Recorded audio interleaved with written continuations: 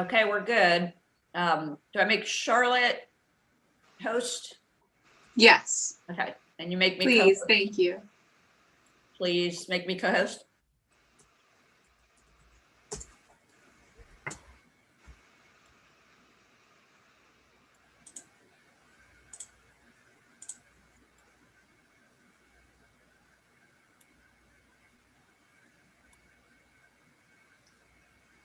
Lauren, do you want me to start recording right now, or? You can, since the YouTube is live, we should probably do it. Okay.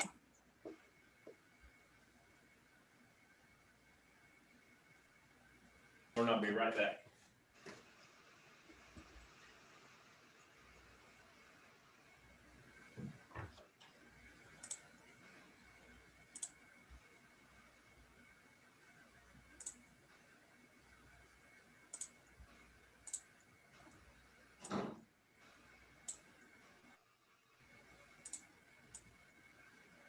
Lauren, do you expect us to run till 2 today?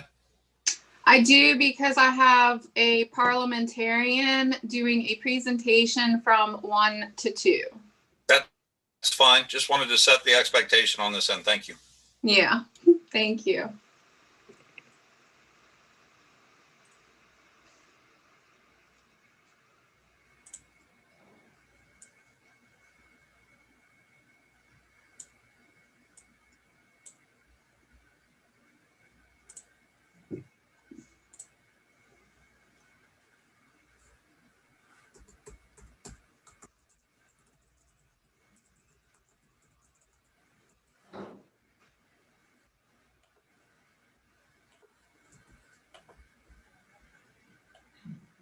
Lauren, Yes. can you send me Gary's email address?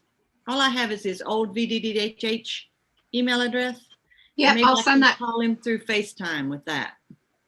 Okay, I'll send that to you by email now. Perfect.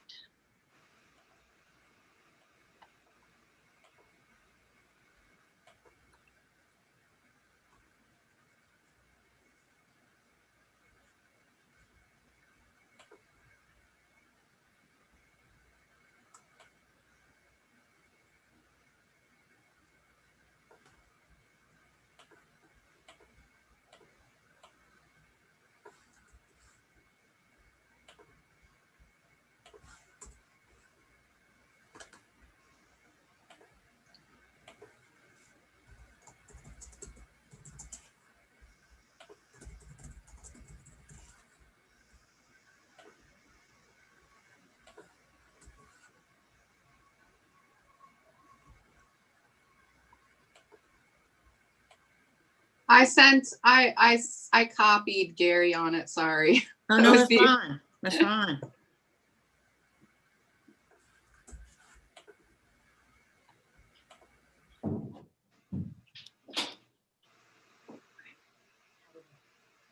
I got Gary's. Okay. I got his email. GW Town. Comcast.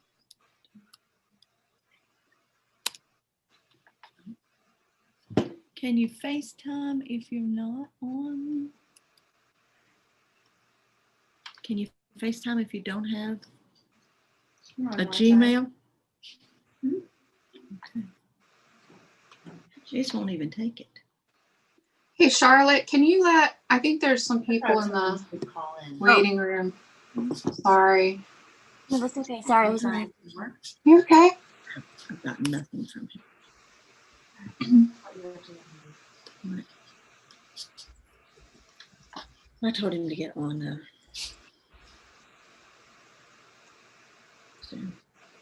Good morning, Karen's here. Hi, Karen. How are you, Lauren? I'm doing okay. How are you? We're good, thank you. Good.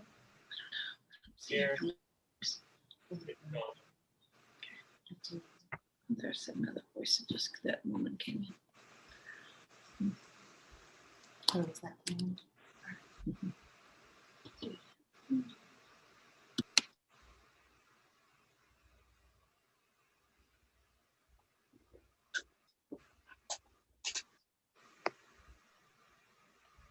Good morning.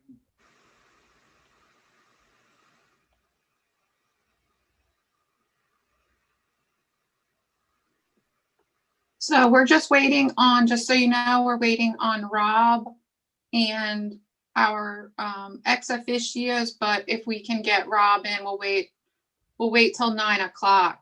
But we should be able to start rolling right around 9. Sounds good. Can y'all hear me? I can hear you, Ken. Good morning. Good morning. I hate coming to these things still drunk. Oh, stop. Does anybody, You definitely know how to spice up a live broadcast of a council meeting, don't you?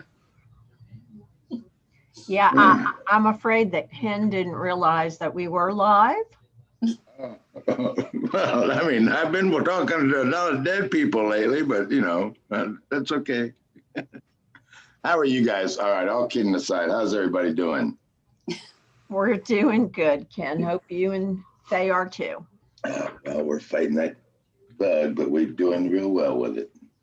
Did you see the picture of Finn in my lap on Facebook? I really haven't been in Facebook a whole lot lately I since noticed that. September. Yeah. I've been taking care of one of our neighbors, and I've also had a couple of issues. Like I had a little bit of cancer taken off my skin, and it seems to be successful. I was at the doctor the other day, and they told me to take off all my clothes and wait for the doctor to come in and scan me with a light. So he came in and he said, "How are you?" I said, "I'm naked with a face mask. I'm interviewing for a porn film." And, you know, the doctor just walked right back out, you know. But I've got an operation coming up on the 25th too. They're going to do 3 things to my eye at one time, all at once. Wow. I know. Well, see, my insurance doesn't cover 3 separate operations, you know, so you know. I'm teasing. No, the doctor's really good, and he's really hopeful about this. He says he's going to stitch my iris in place. He's going to move my pupil and give me a new cornea. Wow. And he said the whole thing takes 45 minutes. That's amazing. I know. He said I'll be unconscious longer than the operation. Oh, It's going to be really, really exciting. I can't wait. I see Rob's joined us. Yes, good morning. How are you? Good morning. We're good, Rob. How are you? Morning. Doing good, doing good. Morning, Sean. Morning, sir. How are you? Sean, where's Sean? Marcia is also on. So good morning, Marcia. Oh, Good there's morning, Sean. everybody. Good morning, Lauren. Sean looks so Morning, dignified. Marcia. Hey, you got it. I Good morning, can't. Rob. Sean, I'm having a little bit of a hard time hearing you. Okay, so is this any better? Do I need to turn it up? Turn it up. Yeah. Yeah, if we can turn it up, that would be great. Let me try, figure that out.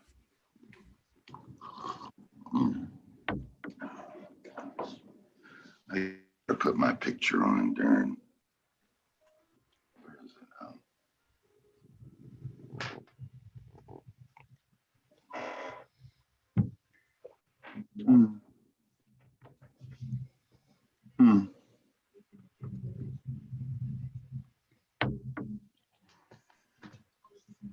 Oh, that's cool.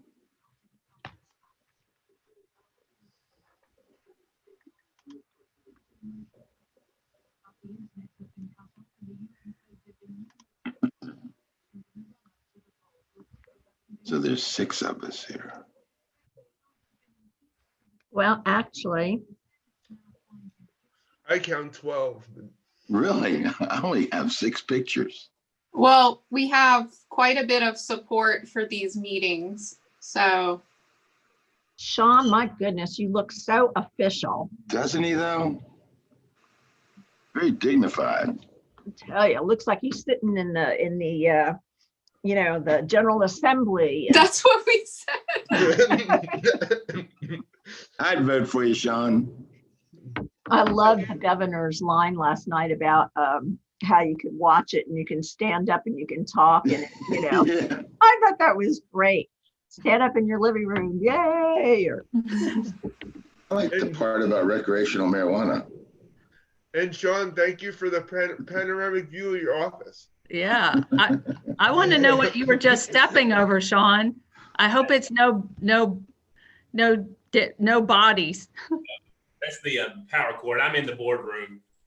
Okay. This big. whoops. My ASL interpreter spotlight keeps getting turned off. If you notice that, help me and I will make sure that they remain spotlighted.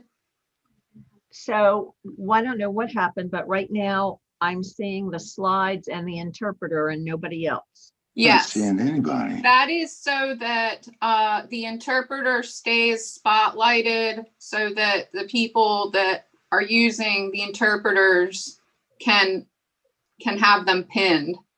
Okay. Oh, hold it. There's more people. Good morning, Lauren. This is Judy. Did you hear me? Hi, Judy. Good morning. Okay. Good morning. Just wanted you to know I was on. Thank you. And Sean, whenever you're ready to test out your volume, you are pretty set to go.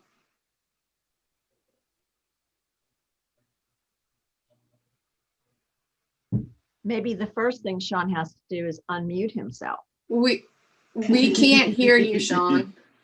I hear him just fine. He didn't say anything. Okay, timeout. I gotcha. Oh, these people. So Ken, I'll send you the picture of Finn sitting in my lap. It's quite amusing. He's got to be huge by now. He was huge when he was born. Yeah, he's very big, but he still insists on climbing into my lap. You know, once they're your kid, they're always your kid. That's right. That's like right now, the reason I don't have my video on, my cat insists that I'm sitting in his chair. And he keeps pushing me and pushing me. And he's a big cat. Can you hear me now? Barely. No, barely, yeah. Okay, hold on. I mean, he's all the way out in Southwest Virginia. I think we can hear him pretty good considering. That might be actually a bit true. We're lucky that he has good internet coverage, and I think he didn't have it in his office today though, so. Yes, internet in rural areas is less than desirable. Yes. You guys have had snow already, haven't you? Yes. Here at the ocean front, after this meeting, I'm going swimming. It's so nice out. I'm sorry. If give me one more minute, I think I'll have a better microphone. Or actually, let's go ahead and call. And you always have jokes. Sean, go ahead. Are we ready to call it to order? When you're ready. When you're ready. We have a little bit of time on the executive committee. I don't think you'll run out of time. Or if you'd like, Sean, I can start and you can pop in when you're ready, whatever works for you. I've got a new microphone. Can you hear me now? Barely. Yeah, go ahead and get started, Karen. All Ooh, right. we could hear you then. Yeah, stand up. Stand Right up as the you whole were time. jumping over a cord or something, I could hear you really well. Yeah, Sean, this is Dave. There may be mics positioned in the ceiling or something that you're not near to because it sounded louder when you shifted away from your laptop. Is this any better? Much. It is, yeah. We will do this then. Go ahead. Let's call it to order. You've got the minutes in front of you, or they were emailed to you. Was there any changes or adjustments we need to make to it? Hearing none, they can stand approved. Do we have any public comment? You did not receive any public comment. Okay. Then Ken, treasurer's report. Oh, I was afraid that'd be up. Well, at least I'll get it over with. Okay, good morning, everybody. Let me find my magnifier. The treasurer's report's got a few paragraphs to it that we need to go over. The fiscal year 2020 total Part B, it's hard for me to read this, award amount was $467,600. And that worked out to a $3,769 increase. The Silk has received $90,878 for fiscal year 21, level funding or very, very close to level funding is expected. Let's see here. Please note the carryover amount as well as the unbudgeted amount in line 23, 63,000. Oh, I love this figure, 63,666. We need to do something about that now. As long as meetings are virtual, there will continue to be less expenses for council members, for council operations. The expenses that are incurred for virtual meetings include ASL interpreters, real-time captions, and sometimes lunch. Only when people are on site providing assistance or services. All first quarter Part B grant awards, payments to centers and VASIL have been paid. Y'all can tell I really need that operation. Conferences are expected to continue to be virtual through the year 2021, though nothing is definite, of course. The council may want to consider following SIL directors to attend conferences using a portion of the conference funds for those events that are virtual. And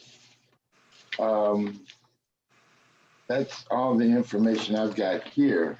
But Lauren, did you want to bring up to the executive committee what we talked about the other day about the excess money? Sure.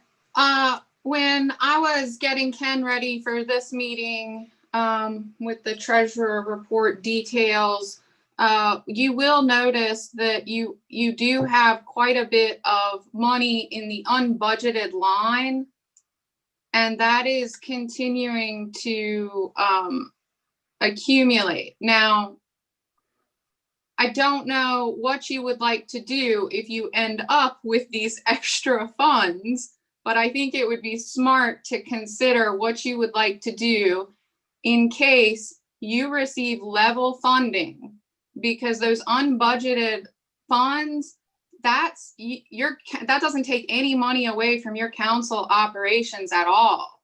So if I were to receive notice of award tomorrow, we wouldn't have the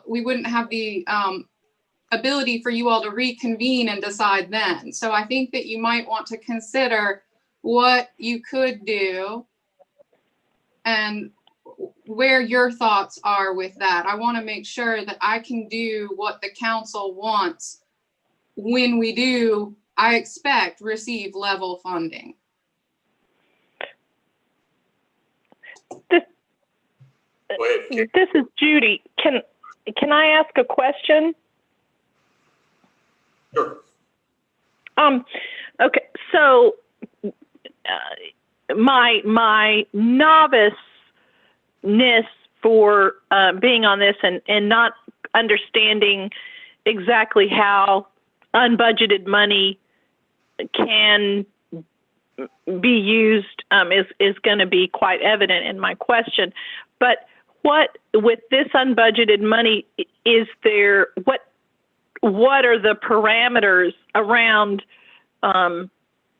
utilizing it? Are there restrictions?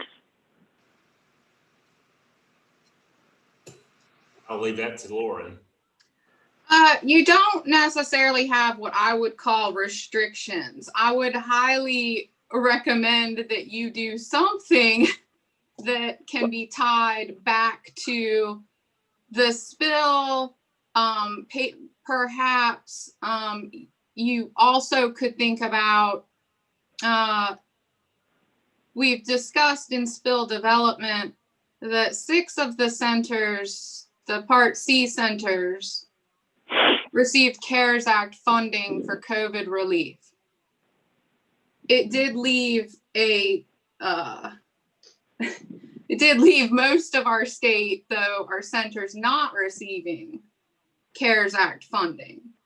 So you could think about possibly doing a one-time payment to centers for COVID relief, because that's obviously that's a state of emergency. So Sure. Mm-hmm. I think that that's within the realm of possibilities that you could do. I would have to work really hard to do most anything in line with procurement, but that's my job and I'm happy to do that. So it's really, I'd really like to know what you all would like. And this is again, this is something that can't be done really until, or I would not recommend you doing anything until you receive your funding for FFY 21, which I expect to be level funding, but we never know. Sean, this is Karen. Is it okay for me to talk? He's giving you the thumbs up, yes. Okay, because I can't see him. Although the 6 federally funded SILs were the only SILs that received CARES Act funding, we worked extremely hard to share that money with all of the state funded SILs. For instance, I'm working with the Junction Center for Independent Living and also the Disability Rights and Resource Center to use the $285,002 that BRILC received in CARES Act money. And I can tell you that funding has been extremely difficult to spend because so many other entities have received CARES Act funds that need to be expended. We have this money until September of 2021, so this year. And we're hoping that, and this is horrible to say, that other community money may have had to be expended by December 31st of 2020. So that we'll see more of a call for this money. We have done a tremendous amount of outreach through the departments of social services, through community partners, through DARS, through just every which way that we can think of. And when we're doing outreach, what we're hearing back is, well, we have CARES Act money that needs to be spent too. So I just wanted to put that out there so that the executive committee understands that the federally funded SILs did work out a way to share the money that they got with the state funded SILs. So this is Judy again. May I? Yes, please go ahead. Have some. Okay, thank you. So it sounds like, if I'm understanding you correctly, Karen, there is money that that we're having a difficult time getting spent within the time that's allotted. Can that, does the money have to be spent on sills, or could any of it? Let me just say this. One of the programs that I direct here at DBVI is our rehab teaching and independent living program. And so we have people who are part of our IL program that are under 55 that are not legally blind, and some that are. But because those are state funds, they are few and far between. And so particularly with our not legally blind folks. And so I'm wondering if it is at all ethical or legal, or whatever the right word is, if there is money, unbudgeted money that you guys need to do something with, would that even be anywhere close to appropriate for DBVI to have some of that to use for their under 55, not legally blind folks that we serve? Yeah, Judy, this is Karen again. So we're talking about two different pots of money. The money that we were talking about with the silk is $63,666 that's currently unbudgeted from the silk budget. The CARES Act money that I was talking about is money that was given to the 6 federally funded sills in the state, and that money has to be used for COVID-related expenses. Got it. So, yeah, so, you know, if, say, for instance, somebody got COVID, ended up in the hospital, they've ended up now with a disability, and their home may need some type of a modification, that would be a COVID-related expense.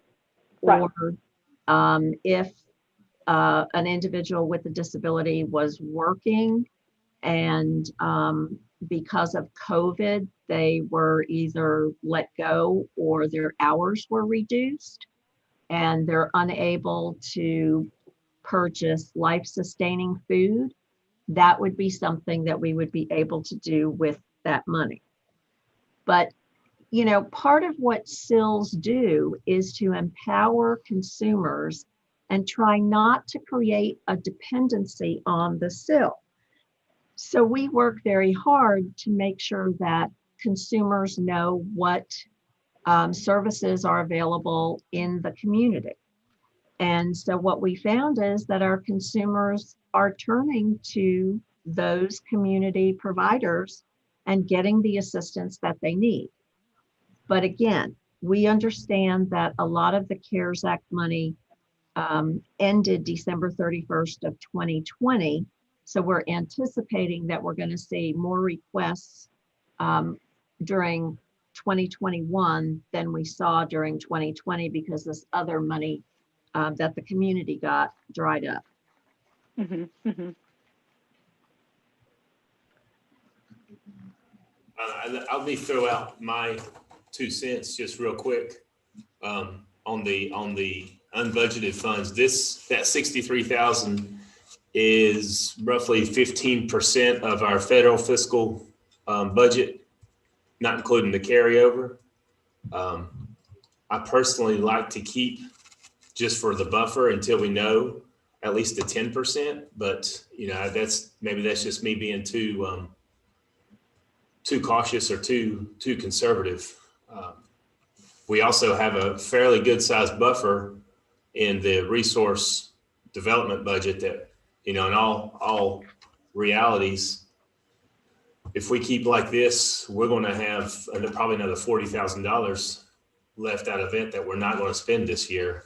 So I think we do have some room to move some money around. I guess it's a matter of do you is there enough, is $26,000 enough for each seal to push forward the 5th Corps service? Or if they each got $2,000 more, would that be a better shot in the arm? Or what's the biggest bang for the buck that we could get? Into Greenbrier. Yeah. Oops. Sean, who are you asking? I don't want to just jump in. Okay. Just so you know, over 30,000 of this is FY20. So we have to draw the distinction between the years, because you can only carry over for a second year, and then whatever's left that's gone. So that's why I want to make sure that, you're still keeping your operational budget. This unbudgeted line is going to continue to grow. Yeah. It's growing each quarter at a rate that I just feel like it's too much accruing, and there isn't a place for it to go. So I would defer to Karen right now. And Karen, could you tell us where this could be best used if it were to go to the centers? Because if we did it as 5th Corps, it would of course be transition related. So it would need to be spent that way.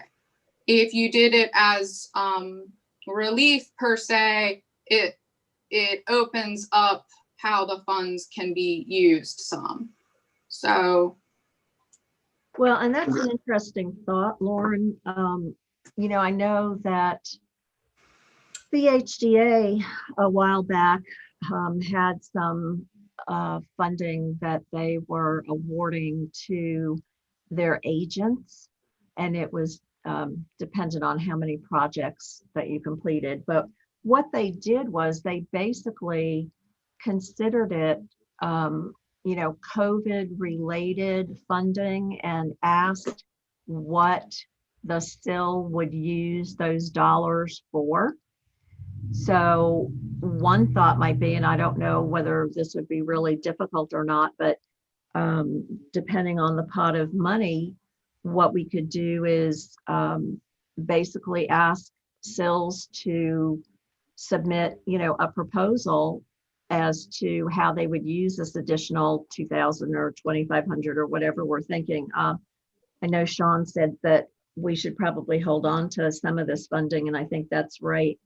I think that would be a good thing to do. But if we set up a way where additional unbudgeted funding could be utilized by the SILs in a manner that allowed them to meet whatever need they have, whether it's technology or PPE, or I know that, we've spent an awful lot of money on just things here in the office, plastic dividers and face masks and that whole thing. So maybe that would be a way to utilize these funds. I don't know what the rest of you think.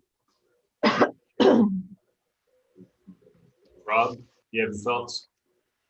I was just thinking, I like that idea about helping with other related expenses, like around technology or just around the dividers. One of the thoughts that I had was just to find out what with the proposals, whether or not the individual SILs want to use the money differently. Mm-hmm. Karen, you mentioned about the dependence issue, or people wanting to be more independent and trying to reduce the dependency on the SILs and going more toward the community services. and utilizing those. So I'd be particularly interested in how we can better support those either community services or the some of the fringe things that the stills don't necessarily have the money for under normal circumstances, so that we can find out how we can support them with the extra money. To again promote more independence. Does that make sense?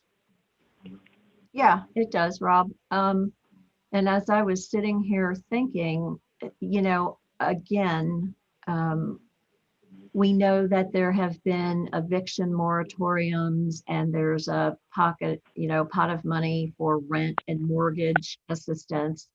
But even with those eviction moratoriums, unless the landlords are willing to apply for the rent assistance that's out there, at some point, people are going to have to pay rent. The same thing with utilities. Again, I know there is some money to help offset those utility costs. And so I really think the request for assistance is going to really vary a lot from still to still. So based on what you just said, Karen, I have a couple, like just even toward paying basic utilities. Maybe we provide money or the opportunity for the sills to offer, let's say $50 or $60 to people that that need money to pay for utilities or whatever, some nominal or substantial amount, so that people can use that money, and it goes through the sills so that they provide some relief. I don't know if that's too broad of a thought or whether it needs to be more specific. So Rob, I think what you're saying is each sill could use however much the funding were to set aside for consumer needs, rent, utilities. And this is exactly what COVID relief could be. Right. I don't know that you necessarily as a council want to define that too concretely, because what I'm hearing over and over and over is with the CARES Act funding, the parameters are so confined that people are having trouble spending the funds. Right. Yeah, that's correct, Lauren. And let me just give you an example of a consumer who needs to find new housing. They were evicted. Currently, they're staying in a motel. They believe that they found an apartment, but they did not have the $96 for the application fee. Right. So, fortunately here at Brilk, there's what we call the Carney Fund. I won a monetary award a while back, and I put that money into a Carney Fund that basically is for those sort of weird things that we get requests for that we don't have any funding for. Right. So we were able to pay for this woman's application for housing through the Carney Fund. So having a pot of money for those weird things would really be helpful. And Lauren's right. The CARES Act funds are so specific that a lot of times, we're not able to assist because it doesn't meet all of the parameters. Yeah, I was only so just like around 4 years ago, I got a letter from the Silk in Chester in Richmond, and they had offered or given a donation to the Silk for paying for electrical. Mhm. And it's just a letter that I received that this money was available. And so because of that, and that's what I was thinking as far as the utilities or other expenses is to use it in that way. But I like the idea of the Carney Fund or any fringe expenses that aren't normally covered under, like with the application fees or anything else that's not normally covered because of restrictions or other things, and it's a minor barrier or a small b for independence. Mhm. I got a question. Okay. We're talking about $63,666. And if you divide that by the amount of sills we have in Virginia, that's about $2,500 per sill. And you really can't accomplish a whole lot with $2,500, I'm thinking. So there's two ways to look at it. You either buy PPE and you buy sanitizer and you buy gloves and you buy face masks for all your employees and everyone who attends meetings at your sill. Or why don't we do something like this? Why doesn't the Silk let the sills know that this money is available and see if they will apply for it? Because each sill will apply for a different amount. Okay, hold on, Ken.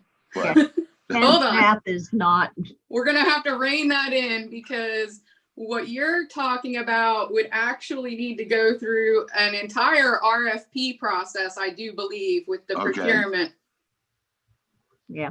Okay. Well, I was just thinking, the money's there, whoever wants it can get it up until the time it's empty. But, it just seems like it's going to be such a small amount that it may not help a whole lot. It might help the person for $96 and it may help a few other things, but folks are really hurting right now. And like the government check for $2,000, that's not going to do anything for anybody. So I'm just thinking, what can we do to make the pot sweeter? But I don't think we can. It's $3,745 per center if you did all 17. That's Picosin kids. Well, I was, yeah. Ken's no, I'm not going to go there. I'll say that to him in private. Yeah, Ken, if we take 17 sills, if we use all the 63,666, that would be $3,745. Which also, just so you know, you're still accruing money. Right. Yeah. So I'm using the whole 63,666, keeping in mind what Sean has already said, which is having a buffer. Mm-hmm. Because by the time you get your notice of award, you are still continuing to underspend your operational budget, and that will eventually get bumped either into next year's budget, the 2021 money, and it'll be unbudgeted again.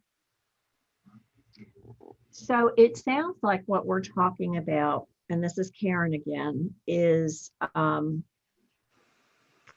a pot of money that the sills could use for consumer request, direct consumer services, whether it's utilities or an application fee, or another time we had an individual who needed to stay in a motel for one night before they could move into their apartment so that they weren't out on the street. Does that kind of seem like what we're talking about? Yeah, that's what I was thinking, but I guess there's a question that I would throw out is if we would need, right now I'm looking at the budget and sills in specific get their $26,000 for the fifth core service. Do we need to have another, like a side contract that says, I know we'd have to do a contract amendment, but how could you designate it, and is it eligible fund, eligible use for the funds? Just as a Actually, hold on one second, Sean, just so that I can get this out. I think that there's a way to do a one-time payment for emergency relief without amending, because the contracts are for the fifth core service. So this would not be part of the contractual payments. I would probably go at this a different route, and this would be a one-time payment specific to emergency relief, which is very loosely, we don't want to tie it down too much. But that is probably the way that I would, so that we're not amending any contracts. I don't know if procurement would let me do it that way, but that's the first route that I would try. And it would be really, I would have to work with procurement to figure those details out. But I think that I can accomplish whatever it is you want to do one way or another without it being overly burdensome. What if we gave the money to Base Seal and they gave it out to the seals? That is also an option. Is that an option, Karen? Oh, yeah, that would, as the vice president of ASIL, that would definitely be an option. That would be the simplest option, actually, and it would give the SILs, you all have always respected how different each SIL is. And I think we just solved the problem. Well, Lauren just went away. Lauren? She's never sounded better. Oh, man, you are bad. Hit them when they're down. I think that's a good idea, though. I think she. Yeah, her video's frozen. Yeah, it's a really good idea. She's back. Am I lost? You're back. Yay. Okay, guys, I have really shaky internet. Even in Chesterfield County, this is an issue. Justin had to take off the entire day so that I would get all the internet. So if you lose me, keep going, because I've got Charlotte Arbogast working this meeting in tandem. So you keep going. Okay. But if there's a way that we could just simply, I don't want to say, give it to the base sale with the expectation, understanding that it would be split up, for use for consumer needs. Yeah. And actually, I like that idea, Sean. One of the ideas that I had was, especially with PASS or any support services, and one of the thoughts that I had was, if the SILs or the community resources centers receive applications for services, and they're in the, there's sometimes an approval process, or it takes a couple of months, maybe just during the approval process to offer that, since there would already be an application in for whatever service or whatever support. There would just be an easier way to track that, and offer that money until the approval comes through for. I'm not sure how exactly it would work, but or what any of the restrictions would be, but that's just one of the thoughts that I had. I think you kind of like, I think somebody said a minute ago, not to tie too many restrictions on it. Basically say, let's leave it open enough to allow for meeting special consumer needs. And yeah, that sounds good. Because really I do hear an awful lot about the restriction on all of these different funds. And I think right now what the centers probably really need, Karen can tell me if I'm wrong, is some unbudgeted money coming their way that's not strictly for one use or another. If it's going to go to consumers to assist them with their needs, that covers a variety of, that's, Let me get this straight. So this is Ken. So if we give the money to Vasil or Vasil, depending on where you are, and they distribute it to all the sills, the money can be used the way each sill would like to use it. It would be unrestricted as far as how it has to be used. And if that's the case, I think we've solved our issue. yes, that is that's what I'm hearing you all say. And I do think that paying it to Vasil is the easiest in terms of the procurement process. I'm not trying to avoid anything in the process, but I do think that it would speed things up a little bit. Yep, I like it. So Ken, was that a motion? It could be. I've got to go get some coffee. That'll be my next motion. Yes, I make that a motion that we Second. take the 63,666 off our plate and give it to Vasil. To be used, split up Yeah. among. Yeah, to be equally split among all the state sills, and they can use it at their discretion. Is this a recommendation to the full council? Yes. Yep. Thank you.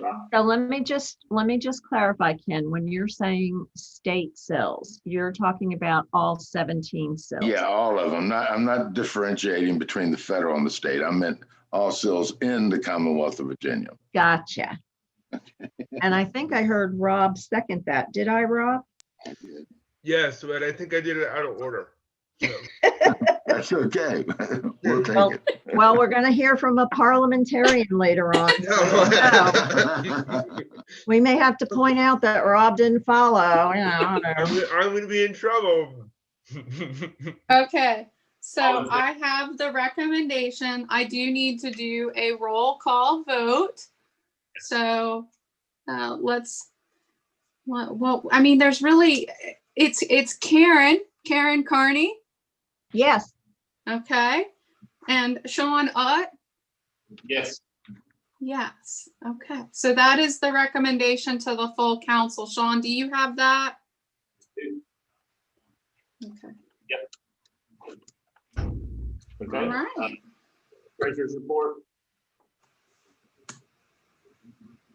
And Lauren, you want to go into the lower PD9 grassroots Sure. update? So just to wrap up the lower PD9 issue that was brought up at the last meeting, you all were instrumental in helping to get through the grant application process, and you were able to ask all of the questions that you had, and Debbie was. Oh, Oh, Oh no. there you go. There you go. Okay. All right. And so out of that process, it's now agreed on that we will have a direct report like Maureen does at each meeting. So lower PD9 will have a representative, either Debbie or Amitri or both, because Amitri is the person who's been hired for the PD9 grassroots effort. They will be reporting directly. That way you get the information in real time and you can ask questions.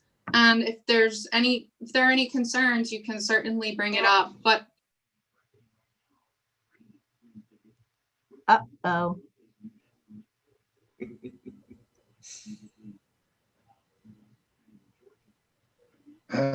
Lauren.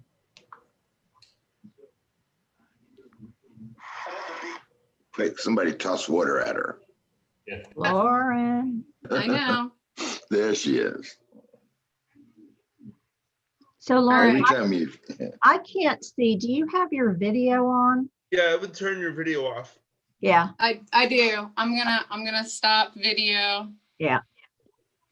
Oh, that's much better. Okay. All right. Now, did it take my presentation off screen for you all? Yeah. Did. Okay. Well, I'm not worried about that. We'll worry about that in a minute. We So have the the agenda. lower PD9 project is back on track. The first quarter payment was made. The fourth quarter was not made from the past year because there wasn't anybody in the position to pay. So that also went into your unbudgeted. So that's where we're at with that. Were there any questions from you all? Anybody? Nope. Okay. Nope. Thank you, Lauren. How about the Silk PPR? Formerly the 704. I'll probably always call it the 704. I won't be able to help it. So I have a draft of the 704 that is complete, but we're missing one portion of community hours. So I'm just waiting to have that information to plug it in. Now this year's a little wonky because ACL removed their reporting system and there is no way to actually report the 704. So even though we have a 12/31 deadline, December 31st deadline, there really is no deadline because they haven't told us how to report it.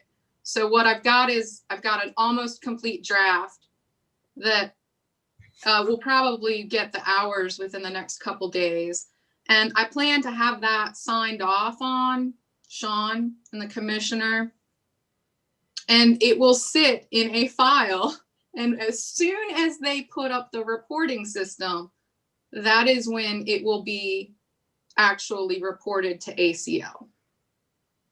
And just so you know, the sills are in the same place. Yes, they are. So Yes. we've been advised to complete the 704 report, and whenever ACL decides what they want us to do, we'll be prepared to respond. So yeah. Yes.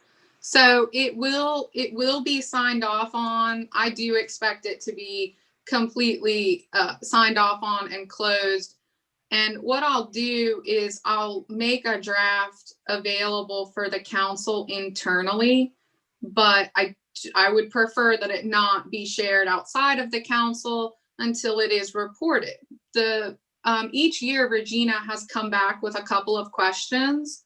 So there's a chance that when this is reported, that she could have questions as well.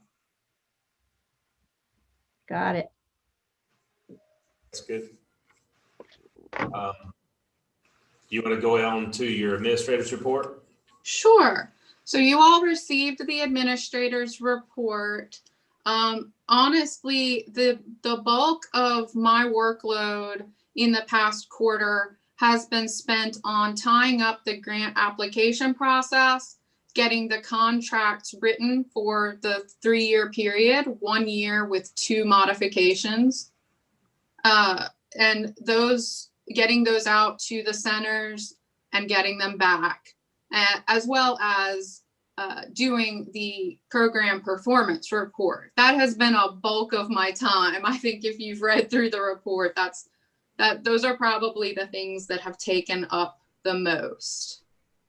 And we thank you for that, Lauren. Well, that's my job. You know I'm going to do it. It's my pleasure. Can you just tell us just a little bit more about the presentation that you and Nicole did? Oh, sure. So there is a new certificate program at VCU for, I don't know the official title of the program, but it is a disability awareness track. Rob, do you remember the exact name? No. Okay. It always I can eludes look me. it up though. So it's through the School of Education at VCU, but it's open to anybody in any major to take. And Disability it is Studies program? It's a disability studies certificate. Okay. And so this is the first semester that it's been available. Jack Brandt is one of the instructors, and they reached out wanting a presentation on independent living. So I said, let's do a SIL director, and I'll give the silk portion, and we can kind of go at this as a team effort. It was a 90-minute presentation. It was really well received. Most of the students did not, although most of the students do identify as persons with disabilities, they did not, for the most part, know about Centers for Independent Living or the SILK. So it was very successful, got great feedback. And I would expect that this will probably be something that is continued in some way or another each year. The program is evolving pretty rapidly and it's being built out. And I only expect it to grow, which is great for VCU. That's great. Thank you. And I'll add a little bit to that, in that it's open to people that are outside of any disability majors like engineering, or to create more awareness or understanding as far as some of the fringe issues or understandings, like with buildings or how. So yeah. Lauren, were there any youth in that or who attended the training? I guess I'm just wondering. Yes, well, youth, yes. Most of the students are they're in the undergraduate programs. Okay. So yes, and I think that this is something that if I really hope that they do continue to involve the SILs and the SILK, and because the fact that they didn't have any experience with the centers, but most of them did identify as people with disabilities, I think is great that we can get this pushed further into the community, and especially into the college community. And it really does offer, it's really there to help each major, whatever you are majoring in, to move the lens of disability over your major to see how you can contribute. So it's a good program. Yeah, and I was part of a separate meeting, but we still met with the same class, and as Lauren said, they didn't identify necessarily as having a disability, but they had what I heard was there was disability exposure, or they had some understanding of it, and the disability studies program has enhanced their understanding of Wonderful. Of disabilities. That was in a separate meeting. This is Ken again. Lauren, was this like a one-time 2 or 3 hours, or do they offer it as an hourly accredited course within a major? Because I can see this working really well with, say, English majors, learning people first language, or like Rob said, engineering, where you deal with the built environment. Yes. I mean, every aspect of someone going forward in this day and age can affect people with disabilities, and people with disabilities can affect and educate other folks. Right. And so this is a certificate program. And although it is offered specifically through the college, the School of Education, it is open to any degree seeking student.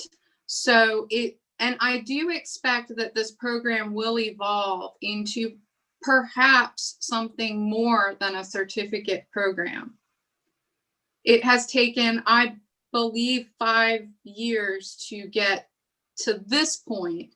Yeah. But it's a long process. I never knew, or maybe I took for granted how much effort goes into bringing about a new course or new certificate program Oh, yeah. and all of the steps. But I do expect that the plan is to build this out into more than just a certificate program.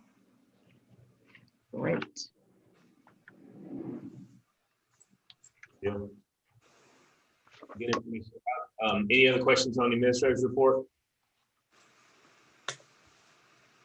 Okay. Do you need any guidance on the progress report information, Lauren?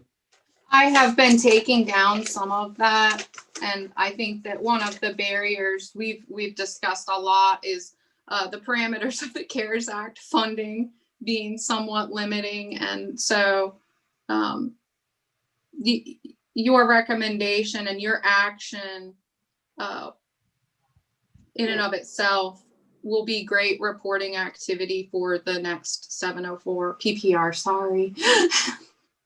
Well, and Lauren, you'd be adding the presentation that you and Nicole did also, correct? Yes, I will make sure that that is there. Yeah. Trying to think if there's anything else that I can think of.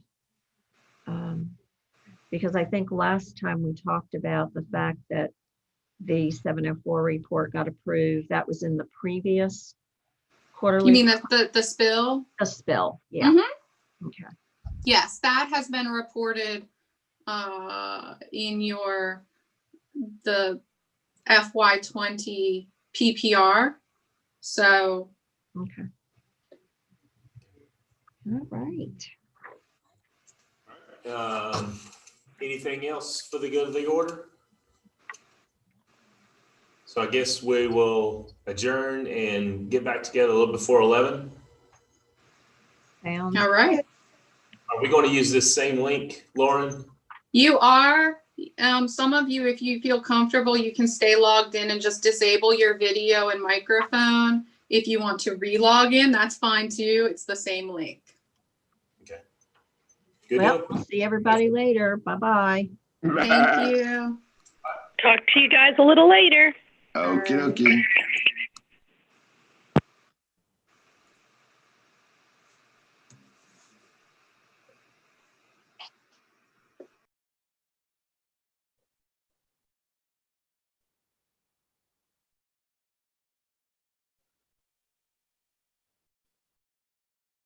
Lord, how many things do I have here?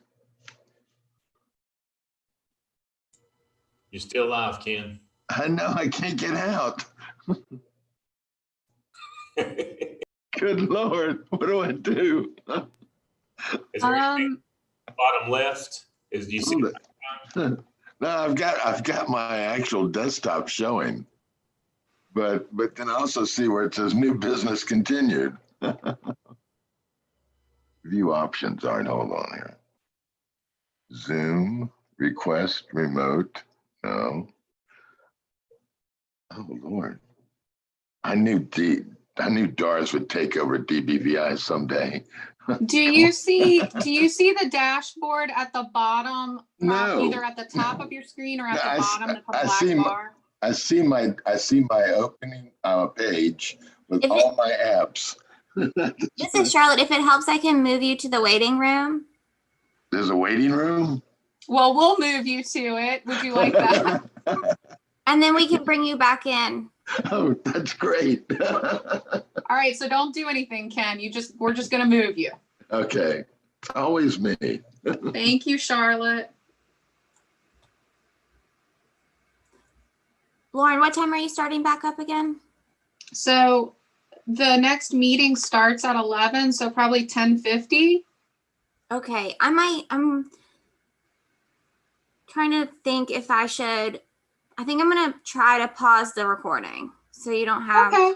an hour of silence. Okay, that sounds good.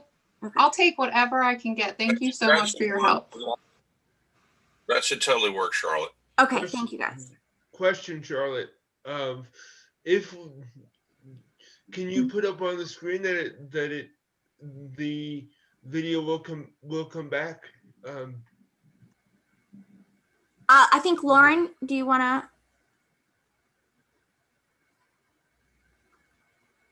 just so anyone that logs in or Yeah, I'll work with Lauren. She's currently showing her screen, so I can't do it on my end, but I'll get with Lauren about that. okay. Thank you.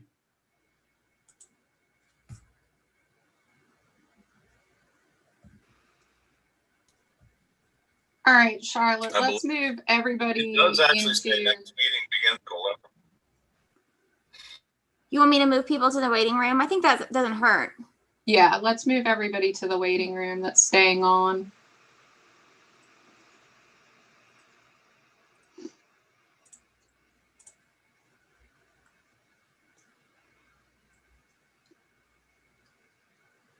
And if it's paused, I think that my slide that is currently being shared that says next meeting begins at 11 at the bottom, well, that should stay up. Yeah, I can see it. I think we're fine now. Yeah. All right. So the only people in the room right now are staff and the captioner. Okay. Okay. All right, I'm gonna mute my mic and I'll be back at 10 minutes before 11. Me too. Thank you.